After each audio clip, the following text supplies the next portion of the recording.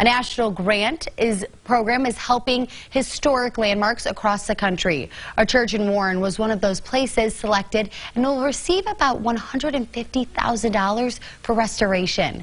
First News reporter Kyle Alexander learned how they're refurbishing their place of worship.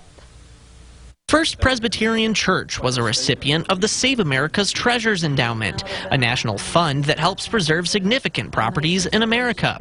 It is using the money to restore their stained glass windows. Stained glass windows tend to flex and sag over time, so the repair was imperative. Much of the glass hasn't been touched since the church was built in 1876. Over time, paint faded and window frames bent, leading the church to apply for the grant over the past few years. This past September, they finally received the grant, and it'll help restore 22 of the church's 23 stained glass windows. A big part of restoring these windows is not only for historical preservation, but also so that we can continue to operate our missions. The National Endowment only covered half of the cost of the restoration of the windows. The other half is being covered by the church's own endowment fund. We could not have applied for the grant without that. Restorations will cost approximately $300,000. We've been caretakers, and as caretakers, we're responsible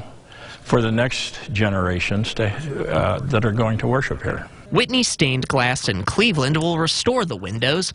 Restoration will begin in the spring. In Warren, Kyle Alexander, WKBN 27 First News.